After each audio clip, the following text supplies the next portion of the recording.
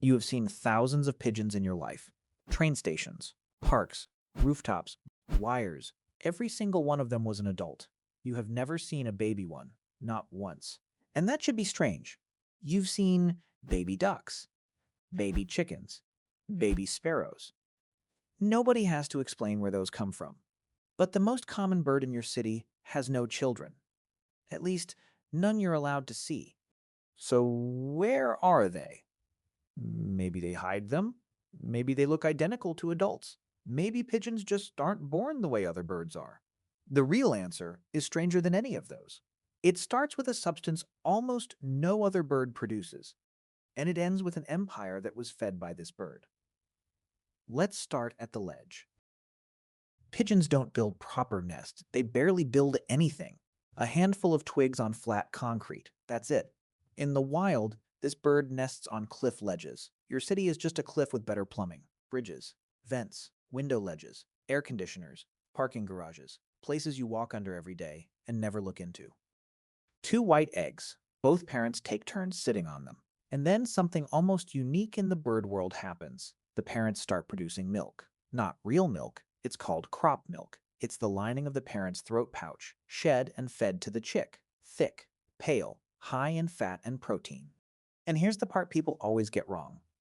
Both parents make it. The male produces it too. Which means a pigeon chick needs two working adults. Always. Remember that.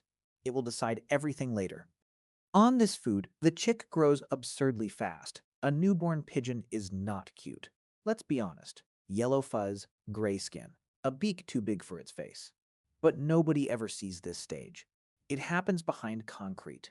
Most garden birds leave the nest in about 2 weeks. A pigeon stays 4 to 6 weeks, sometimes longer. By the time it steps out, it's the size of its parents. Same feathers, same body. It just walks into the flock. So the baby pigeon isn't hidden from you. It's already finished. The childhood is over before it ever reaches the street.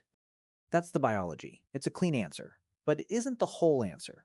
Because for most of human history, somebody got there first. There's a word for a baby pigeon that most people have never heard. It's not a scientific term, it's a culinary one. A squab is a pigeon chick about a month old, adult size, full weight, has never flown, which makes it the tenderest bird meat a person can get. Humans figured this out roughly 2,000 years ago.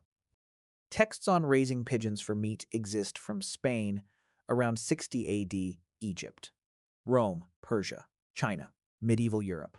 Everywhere humans settled, they built towers for this bird. In Egypt, they're conical mud towers. You can still see them. In France, the colombier. In Scotland, the dovecot. In English, a dovecote. And here's what it actually was. A refrigerator.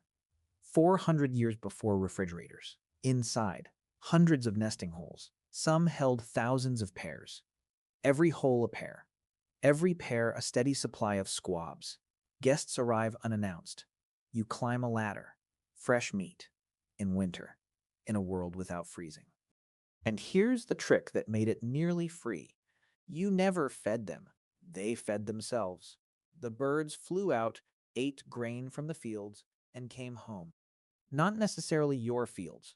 The dung was a bonus. It was sold as fertilizer, in some places for tanning leather, in others for gunpowder. A building that produced meat, fertilizer, and explosives. From air, you can guess what happened next.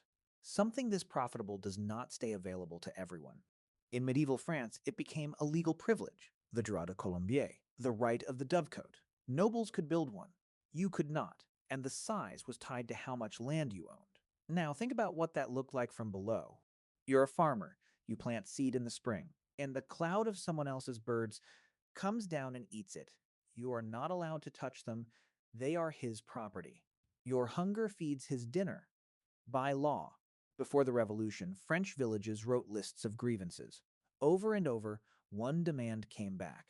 Take away the pigeons. On the night of August 4th, 1789, they got it. The assembly sat all night and dismantled the feudal system. Article 1, feudal dues. Article 2 was the dovecotes, not Article 12, not a footnote. Article 2.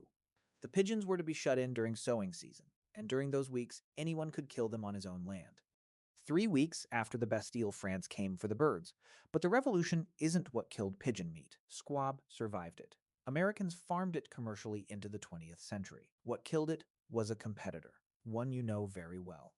Go back to that triangle from earlier. Pigeons pair up, one male, one female together. Both parents must feed every single chick for weeks.